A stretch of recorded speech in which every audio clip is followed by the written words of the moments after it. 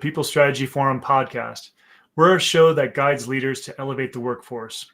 So we believe that people are the heart of successful organizations, and team members' well-being, rewards, career development, it's all essential to a happy, healthy, and highly productive workforce. So this show discusses the practical and effective leadership strategies for top executives, senior professionals, and talent managers overall. So today, I want to make sure that we're introducing you to our hosts overall. Here we have Sumit Singla, and so Sumit is a seasoned people strategist, broadcasting out of India. So we're fortunate to have him. And also we have Shar Miller, and Shar is in Puerto Vallarta right now, and she is getting ready to pack up to come back to the U.S. And so it's a goodbye sunshine and back to the early spring weather. So yes, it'll be lovely. For sure. All right. So in today's session, we have a very special guest today. We're going to be talking about becoming tech intentional in the workplace, which focuses on a very timely challenge, managing our digital consumption effectively. So we are delighted to have Emily Cherkin. She's also known as a Screentime Consultant, to share her insights today. So Emily is a former middle school teacher and has transformed her firsthand experiences with the digital evolution in education into a crusade on an international scale. I mean, I think that you're getting ready to talk in Portugal pretty soon. Isn't that right? In an hour. In an hour, yes. So these approaches that Emily's going to be talking about is not only important for parents and educators, but it's also important for leaders and people in their business to just make sure that we have those healthier and digital habits that can impact all of us. So it's a very important topic. So let's start with Emily and learn a little bit about you, Emily, and your past experiences and what brought you into this world today and how you help your people. Great. Well, thank you for having me. I'm honored to be here. I love talking about this work. Like Sam said, I'm a former middle school English teacher. I spent 12 years working with middle school students. First, it was English, 7th grade English, and then I shifted to more of like social skills, media literacy program when I went part-time. But one of the things I really witnessed in that 12 years in the classroom was this change over from kids having no smartphones, of course, at all, but not even flip phones, to by the time I left 12 years later, 95% of my students had smartphones. Social media was all the rage. Of course, in my earlier teaching days, it was Facebook. No teenagers on Facebook today. That's all new platforms for young people. But it really woke me up to the fact that it wouldn't matter what my vocabulary lesson of the day was if the kids were talking about how they got left out of something over the weekend that they saw on Facebook, or why did so-and-so make this group that said they hated them. And I was like, well, we have to talk about this. This is affecting the social dynamic of student life at school. And that was in 2013. This was over a decade ago. And so when I started talking to my students, they said, actually, hey, it's our parents who are scrolling when they're bored. It's our parents who are texting and driving. Like, this isn't just a kid problem. And that was my aha moment. I was like, this is an adult problem that is impacting children. And so I need to help adults. And as an extension of that, will help children. And so I launched my business in 2019. And I've been pretty busy working with parents and schools and families and organizations and anyone that is sort of adjacent to parenting or children, which is kind of everybody in some way. So my approach is what I call tech intentional. And the TLDR of that is just this. It's less is more, later is better, relationships first. And that's true for all of us when it comes to digital tech. Yeah, so let's just dive in a little bit, if you wouldn't mind, Emily, and tell us, what are the I know that you covered some high level experiences that you saw in the classroom, but and when we're looking at statistics and what the world is seeing right now, and are there other trends that or complications that you're witnessing as far as digital usage in the classroom? Yeah, very much so. So I always try to explain this as at least a two-part problem. And it's obviously more complicated than that, so I'm simplifying somewhat. But today's challenge is that we have children have personal devices at younger and younger ages. I think right now it's something like 8-year-olds, 30% of 8-year-olds have smartphones. 8-year-olds. So Yeah. we're talking, this number has gone way down. The other problem is that we have digital tech in the classroom at unprecedented levels. So this was a thing long, even in my early teaching days, we had STEM and STEAM and all of this very pro tech, 21st century skill training in my professional development work. And again, I always say I am not anti-tech. I am tech intentional. And the problem to me is the pendulum has swung way too far to the tech and negatively impacting, I believe, teaching and learning and relationships. Then you add on the chaos of the pandemic, right? And again, that was a time when tech maybe served a really important purpose in that spring of 2020 for children to stay connected to teachers. But what the fallout from that, so you have the home front where it used to be parents were worried about screen time at home. How do I manage that? Now what we're finding is kids are having 4 or 5 hours a day on a digital device at school. So we're talking cumulatively 5 to 9 to even more hours, depending on the age of the child, on a digital device. And, I know people will say, well, where's the data? Where's the research? I'm a big fan of research, but in my mind, as a parent, as a teacher, as someone with just common sense, I don't think anybody would say that that's a healthy amount for anyone, let alone a child with a developing brain. And so that's where there's sort of these two-part problems. And I think we're hearing a lot about anxiety, mental health, youth challenges that are very real and very connected to digital media. They're not exclusively because of it, but it's connected. And that is having an impact, of course, on all these other things. So it's a very complicated problem. And I believe very strongly that we all play a part in finding a solution. So one thing that I'd like to bring up. I mean, Shar, I know that you often speak about the old days when you had the BlackBerry and so forth and the executive suite, But I think that back then, I mean, you would often see a lot of leaders and so forth walking around with their typing on their phone and so forth. But how do you think that's changed now, Shar, and the workplace environment? Do you see certain distractions in the workplace that are similar to what Emily's looking at with the students? Definitely. I was actually talking to a former employee who works in engineering for Intel. And I had a conversation with him recently in regards to all the different changes from a technology standpoint. And I think I was talking to another gentleman from IT. Actually, the other gentleman, his name is Sean. So just this weekend, over the last couple of days. So let me tell you about what Sean's background is. He's an IT professional in healthcare, which is near and dear to my heart. And so I was asking him, when an employee is working, how do they track how you're working? Like, is your mouse moving all the time? Mm-hmm. And if your mouse is stagnant, that might mean that you went to go let the dog outside. And then also keeping track of every little click. Yeah. And so, I mean, I think we were boring the other people at the table because I was so fascinated about this. And so apparently technology today really can monitor your productivity, what you're working on.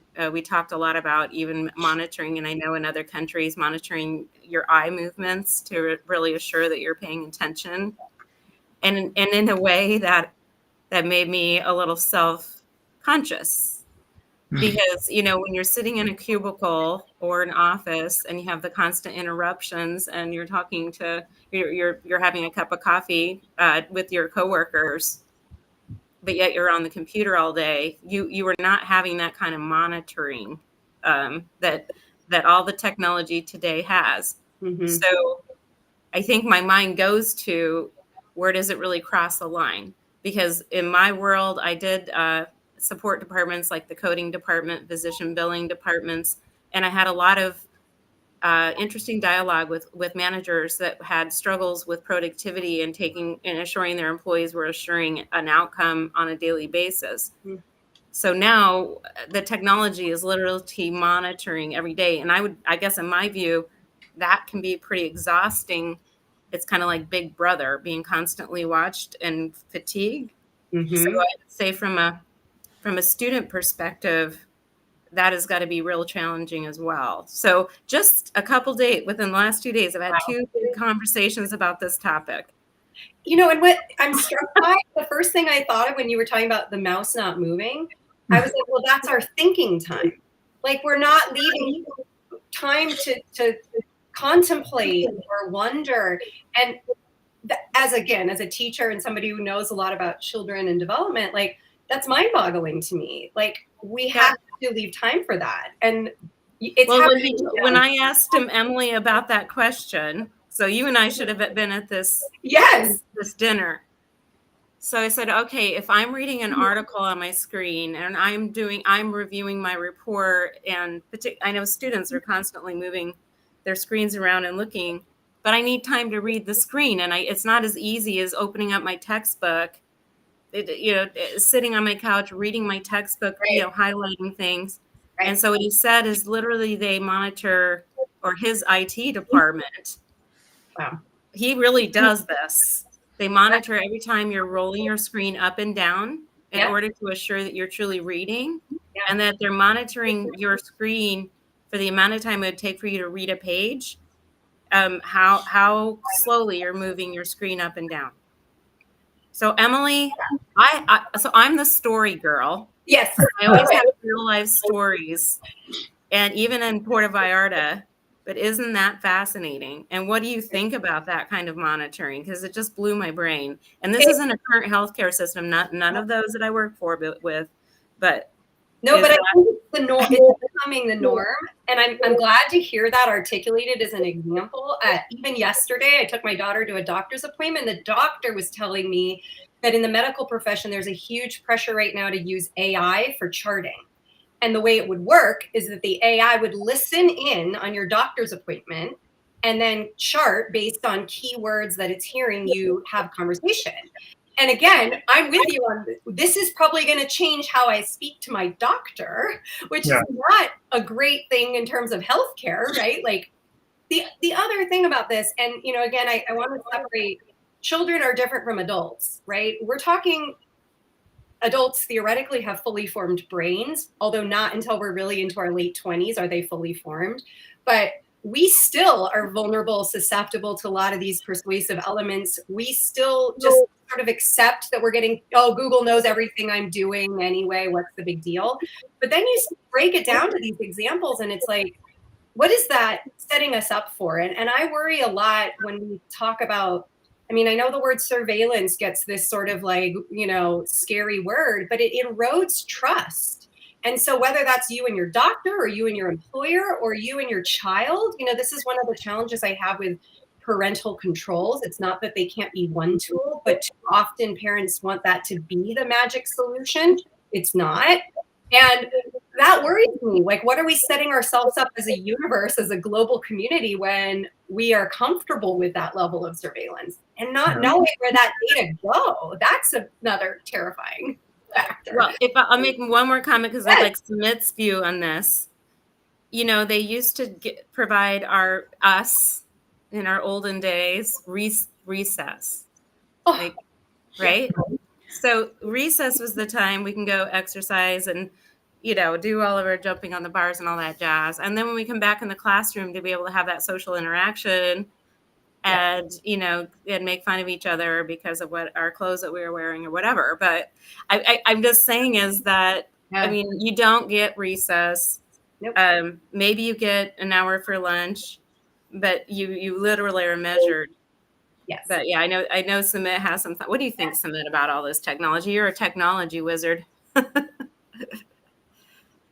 I'm a huge fan of technology, of course, but I think it's taking away a lot of our skills in some ways. Like one of my favorite examples is that of I don't know if it's still true or not, but apparently if you want a taxi driver's license in the city of London, you need to know all the streets and all the lanes by heart. So you can't really be using Google Maps. And a lot of people are arguing against it, saying it's outdated, it doesn't make sense in the current world, which is likely to be true.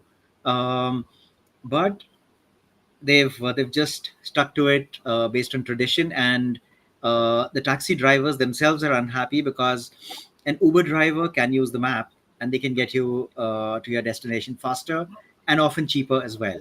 So I Oh, think that's probably a use case for adoption of technology. But talking about children, so as the parent of a 6-year-old child, I mean, I've seen what the pandemic has done in terms of um, education behind a screen, and mhm. it's added a lot more challenge because of the early exposure to tech. I mean, we've consciously tried to be a family that doesn't allow cell phones or digital devices at the dinner table, and we also try and limit screen time. But simple things like the doctor says, I mean, her dentist said you need to brush for 3 minutes.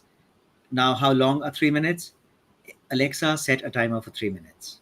And so Yes. she would refuse to brush. If she's traveling, she would refuse to brush without a timer.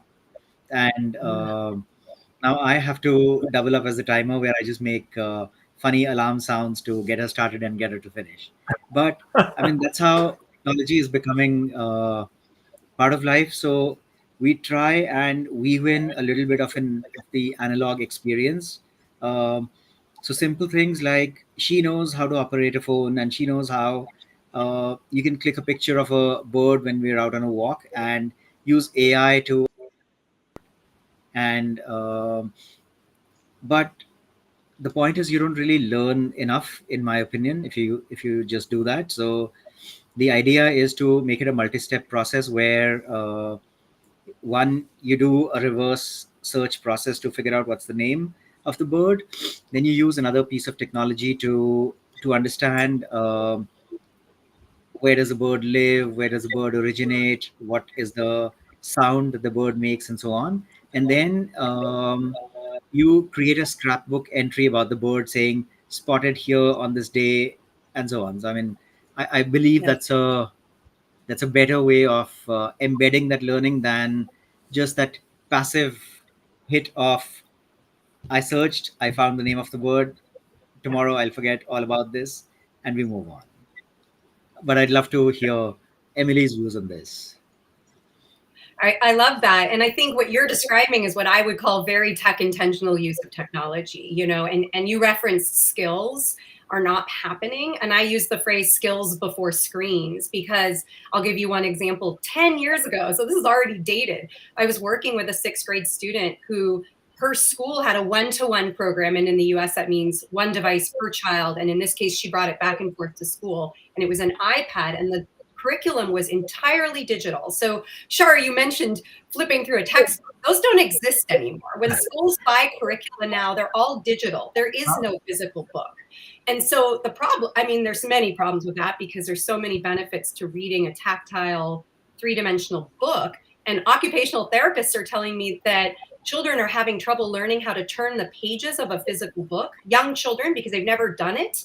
And so that's actually what they're working on in therapy now is physical pages. But this child I was working with had a homework assignment. She had to open her science textbook. She had to scan through a chapter to find the answer. She opened a different app to type the answers. And she cut and paste the question into a Google search bar, which, I mean, quite frankly, we know that friction is what makes us learn. When there's something hard that we have to struggle through, Google is the opposite. It's so fast and easy. So any child is quite smartly going to pick the easy option. Adults do this too, right? So she types it in or cuts and pastes it. She doesn't even type it, gets a search back, and then cuts and pastes that into the homework assignment. And I'm like, oh, do you know what plagiarism is? And like, have you thought about at least putting this in your own words? And she says, I don't know how to type.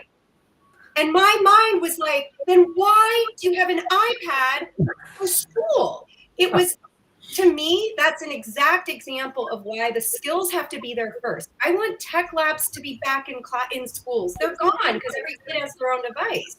I want there to be a couple times a week a typing, a media literacy class, how to research, understanding mis and disinformation. Those are absolutely critical skills in a digital future, whether you're a child or an adult. And we're not doing that. We're just giving them all the tech and hoping Yeah. they turn out okay. Now, Emily, I have to ask this now, because we also know that we've lost the art of cursive. Yes.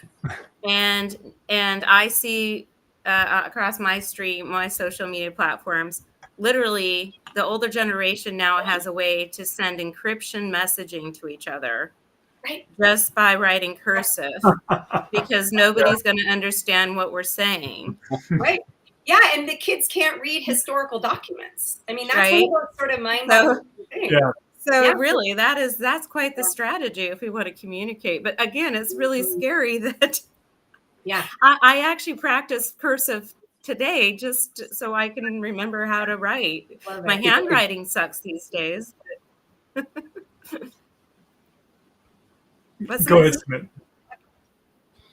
So that becomes an interesting problem in a growing country like India, because we tend to believe that we need to do everything like the developed nations do. And so a lot of schools have got into this habit of that we need to be seen as more advanced, we need to be seen as more progressive.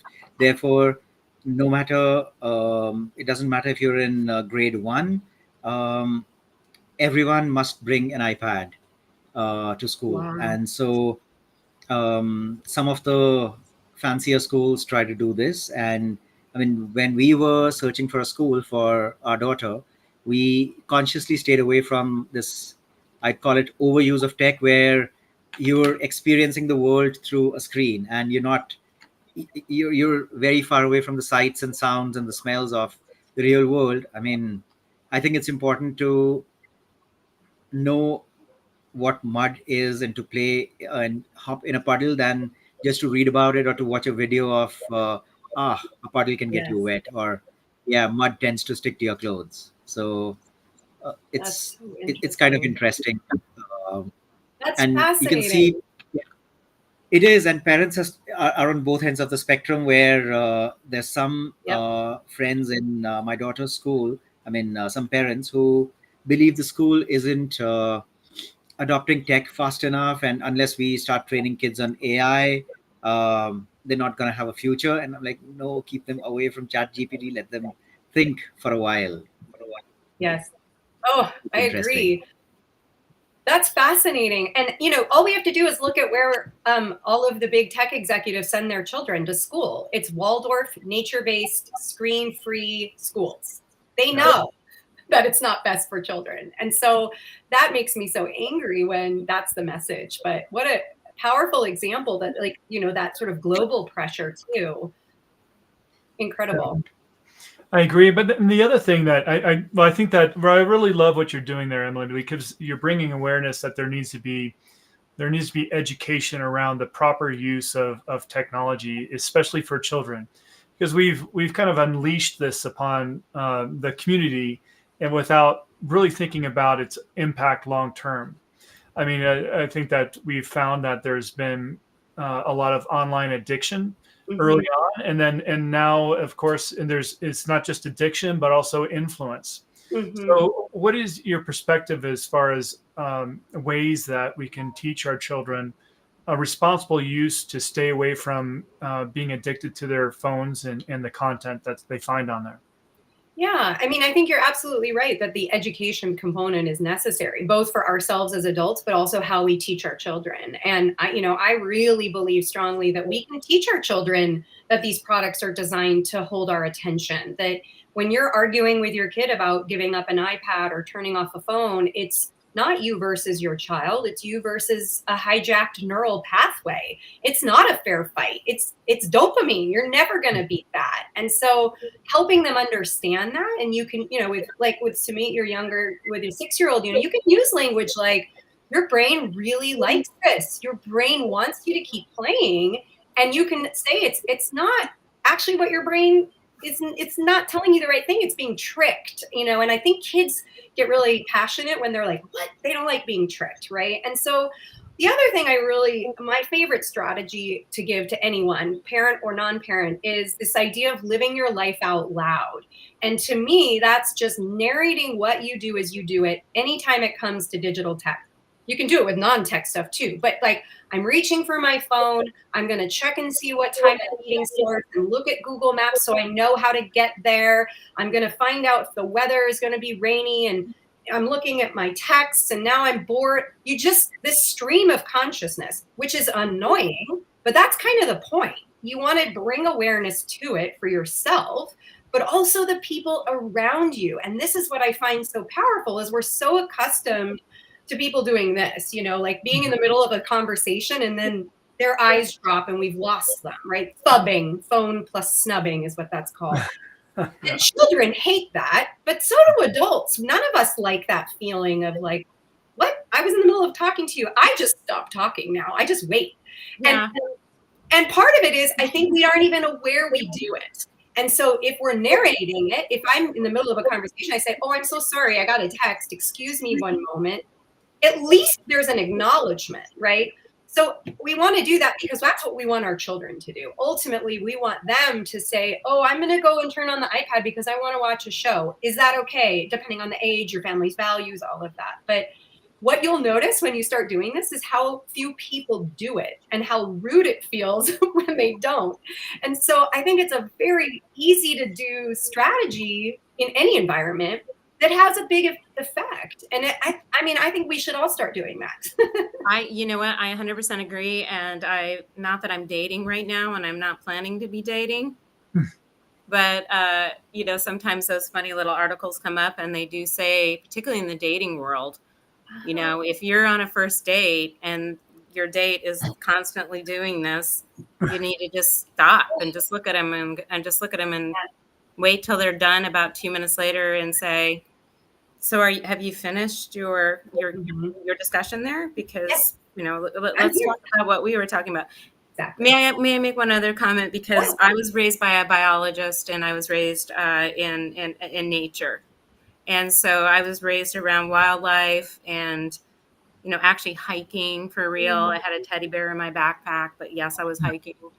And, I think when it comes to learning, experiential learning, I mean, where does that go? Because, sometimes it's good to go out. When we talked about the bird and what Sumit was talking about the bird, isn't it good to actually physically look at the bird? Yes, we have a recording of a bird that describes the markings.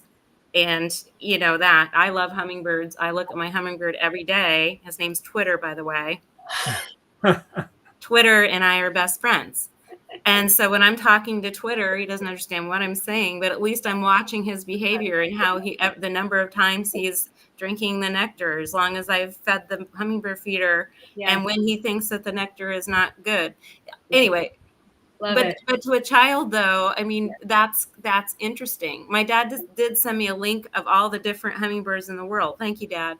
And I could read about all the hummingbirds. However, it's good to really physically go out and really look at them. And we went to the botanical gardens, but the comp team did that, which was a wonderful experience. So we got to learn about all the different wildlife. So what are your thoughts about experiencing the world? Yes. You can learn about math when you talk about the tides of the oceans, right? I mean, that's 100% information. I agree with you completely. And I think it's not necessarily, it doesn't have to be an either or. It's just the order of operations, to use a mathematical concept, right? Like if we have, kids wanting to look up more information about birds online, fine. But starting in the real world first and then using the tech as a tool to come back and get more information. Like I remember as a kid, my dad, we had encyclopedias on the shelf, and we'd talk about something and he'd go and pull the book off the shelf and open it up and read about whatever topic we were talking about. And that was very impactful. So that's a strategy I feel like for parents too, is like, we do turn quickly to Google because it's there, right? And I would love to have us reach for a book or reach for something that is even a phone call to call someone who might know, right? Like phone a friend. And I think anytime we can model tech choices intentionally. So sometimes, sure, we might not be able to hear a recording of a bird in a book, but could we read about the book? Could we go to the library? Could we call the bird association and ask questions? There's so many skills embedded in that curiosity, in that way of learning. I agree. Experiential learning is absolutely critical. And sure, you mentioned recess was an hour. It's 20 minutes now, if you get it. I mean, that's the problem, is we're cutting recess, we're cutting arts, we're cutting nature. PE. We're cutting, they might get PE, but only half a year of it, right? Or only twice. Oh, thank God. I hated running those laps. But that may be all the physical exercise kids get. We know kids are much less physically active today, in part because of the passive screen consumption. So it's, it's a multifaceted problem that needs multiple solutions. But anytime we can prioritize that hands-on, tactile, real-world learning, I am 100% in agreement with you. Well, we talk a lot about physical fit. We talk about fitness. We talk about nutrition. We talk about all the things to keep ourselves healthy. Yeah. And also, as a mother that struggled with, the Diet Coke in the refrigerator and the package of Oreos, whatever. I don't mean to go down that path. But how about offering a cooking class where, we can learn vegan cooking, like some of us on this panel, or, those types of things. Yeah. I mean, research, there you go. Actually have a cooking class where we really could, not home ec. Okay. I'm not talking home ec where we burn the cookies in the oven. I'm talking about learning about different countries and learning that. I also saw articles recently about finance classes. How do you do your taxes? Real world skills. Yeah. How do you change a tire? I mean, and sadly, I think, I'm with you there, Emily. I'm telling you, we needed those skills. Where were those skills when I was a kid? Well, and the problem is technologists, I should say, come at that response with a solution that's tech-based. And again, there are times where that might be a really great option, but not for everything. That's the problem I'm seeing in education, is it's like, why are we letting technologists dictate what children are learning in school? They're not experts in children, they're experts in technology. So we're sliding backwards then. I'm afraid so. I mean, right now, we always talked about less screen time for our children. Yeah. But now if you think about the statistics of the number of time our children are in front of a screen, now you're adding in how many days a week what is the statistics of the amount of time children at school are on a screen nowadays? It varies heavily. It might be 30 minutes. It could be 6 hours. And it could be that for a kindergartner or a 15-year-old. It depends on the school, the policy, the amount of tech in the school. But I mean, my belief is that it's all too much for the most part, that less is more. A little bit's okay. A lot is not good. So yeah, I'm afraid it is going backwards. I think this was a rising challenge prior to the pandemic, and the pandemic added fuel to the fire. It was an opportunity for a lot of companies to say, hey, we got a solution. I mean, independent research has found that schools in the US average about 125 unique platforms per school.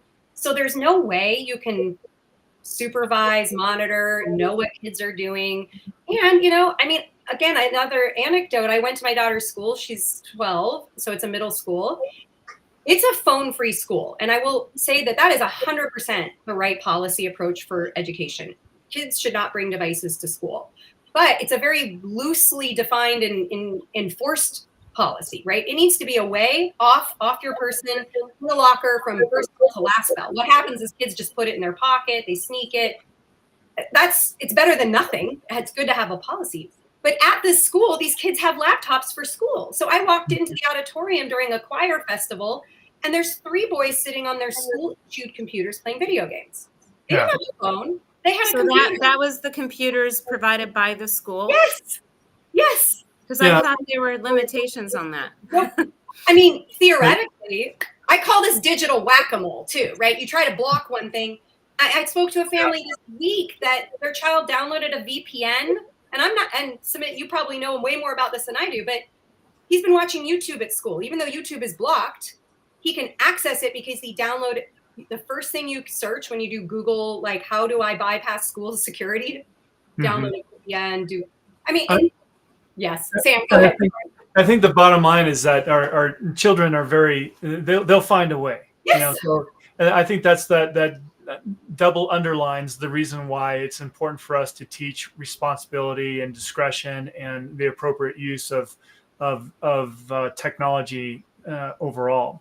Yes. I think that, and one thing I'd like to dive in a little bit more is just and we've spoken about the way that technology can be addictive. Mm-hmm. And then now we're finding that it can be highly influential as well in driving, creating certain thoughts and behaviors, and both a positive and negative way. We can use it to help us, reinforce habits, Mm-hmm. but then also we can be influenced using social media and becoming polarized. Yes. And so, are there any movements in schools today about responsible usage, and do you see that this being at least bringing more awareness? That's a great question. I am sure that such programs exist in some schools. Mhm. I don't necessarily see a cohesive national approach to that right now. In part because I think there's a message that if we do that, then we're contradicting ourselves by providing all this tech in the first place. Like, we don't want to make ourselves look hypocritical, which isn't an excuse. I think it's all the more reason to do something like that. Yeah, that's a really good question. I think the other piece of this is we have to be thoughtful about who the responsible party is here, because it is very easy and convenient to blame parents for this. In fact, the technology industry loves it when we blame parents because it's not their fault. Yeah. And I always say it is not our fault as parents that this problem existed. And people may push back on that, but it is our responsibility to address it. I don't think parents gave phones out knowing where we were going to be today. And I think the Screens for School problem made it so much harder and worse. You might have had great rules at home about phone use and device use, but then the school's sending home iPads or Chromebooks. So what are you supposed to do? You're supposed to say, well, our rule is no, but my kid is saying he's got to do this for homework. So now we have this contradictory messaging coming from the schools. So I'm not letting parents off the hook. I don't want to say that parents don't have a role to play, but it is very convenient. They're an easy scapegoat for a problem that is much bigger than just a parenting problem. Mm-hmm. But that being said, Sumit, you made this point too, that at your child's school, there's a big range of parents. I hear this too. Parents who want no tech and parents who think we're crazy for not doing more tech. And so we have to educate both ends of that spectrum about what I think intentional tech. Yeah. And then one thing you mentioned, Emily, as well, is that, just this out of the pandemic, this just further perpetuates isolation.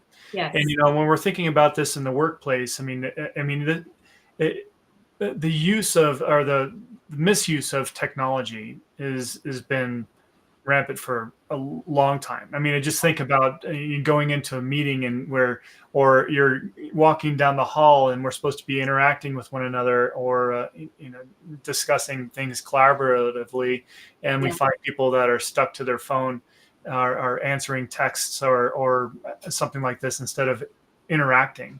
Yes. So I know when we talk about awareness overall, I think that's the whole purpose of this conversation and having this podcast on this topic. But is there a way, or are there strategies that you can think of that to encourage our awareness throughout the day on proper use of technology? Yeah, and in particular, like workplace environment, is that what you're thinking? Yeah, workplace, or just even as adults. Sometimes we need to be reminded. It's like we hear the ding on our phone, and we the first thing, we could be talking to somebody, but we're pulling up the phone to see, okay, what is that? Yes, that's great question. And I think there's multiple answers. And one of them is certainly in a work environment, creating a culture where being tech intentional is the norm, not the exception, right? Mm-hmm. And that's going to have to be a leadership responsibility in defining what that looks like and how you help your people and yourself, obviously having to role model it. Just like with a parent and a child, parents who are constantly scrolling are showing their children that that's okay, right? And so it's, again, what we see is what people do is what we do. Now, that being said, I think there are some very practical technical solutions to this too, or part solutions.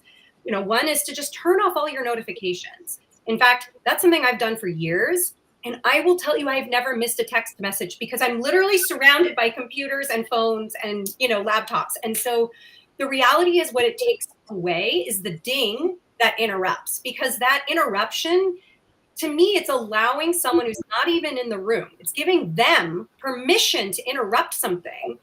And they're not even physically here. That's rude, again, as an adult conversation, but think again about a child's perspective. So just turn it off. Again, I promise you're not going to miss much. It's going to come back. You're going to have your phone in your hand nearby anyway. That's a solution. We can do things like turn our phones to grayscale, which makes it a much more unpleasant visual experience. So it will decrease our desire to spend time on it. I deleted social media apps for a long time. I ended up having to put Instagram back on, which I don't love. But it was funny, this week I was doing a Facebook Live with someone and I had to re-download Facebook on my phone, and it hasn't been there in years. And so there are simple intentional things we can do to add the friction, right? To go back to making it just a little bit harder for us to access or use. And I mean, really low-hanging fruit here too is get phones out of the bedroom. The number of adults who have phones in their bedroom and scroll at night before bed is in the high 90 percentile, right? Like, just a very simple move. And it can be even to the other side of your room. So you have to physically get up to get it. All of these are small little changes that can add up, I think. Right. Well, I have a thought, Emily. So this is where my mind's going, because as an HR person and really talking about the advancement of technology back in the BlackBerry days. Yes.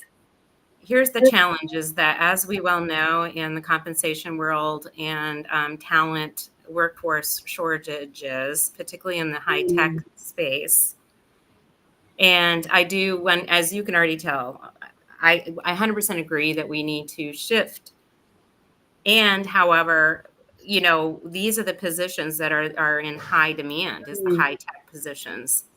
And so how do you balance the fact that we do need to educate in the high tech world, because every single minute of the day, something new is coming out, new high tech. Every time you look at all your stuff, Sure. Something new is coming out, including AI, for example.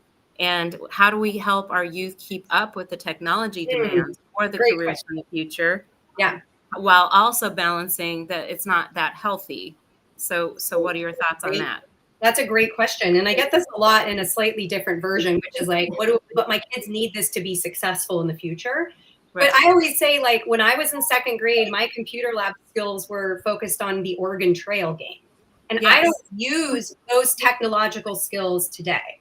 And so I am not suggesting that we don't expose children to some cool parts of technology. I think there's amazing things with graphic and music and multimedia. Even coding, you can introduce it as part of a curriculum, as one element.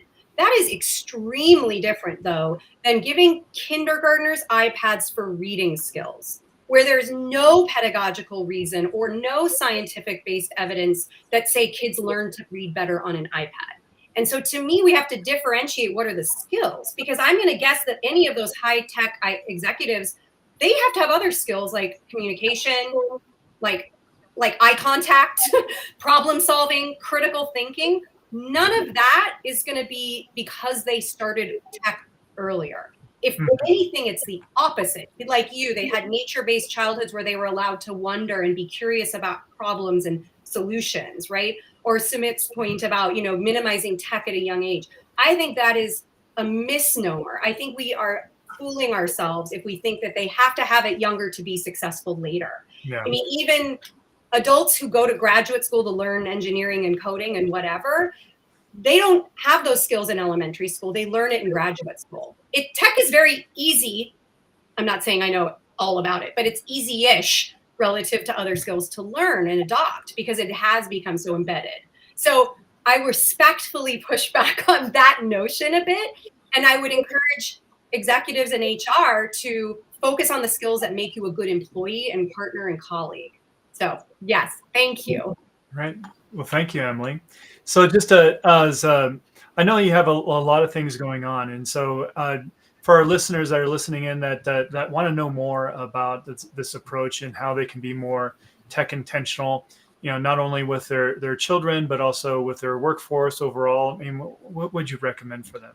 Well, I write a lot about this topic, and I did come out with a book this year. So if that is of interest, it's called The Screentime Solution, Becoming a Judgment-Free Guide to Becoming a Tech Intentional Family. But there's something in here for everyone. And I called it The Solution because we've got a lot of books about the problem. So I wanted to focus on tactical things we could do.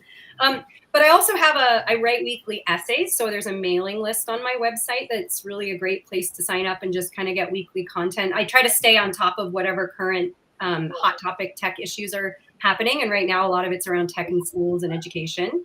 And so my website is thescreentimeconsultant.com.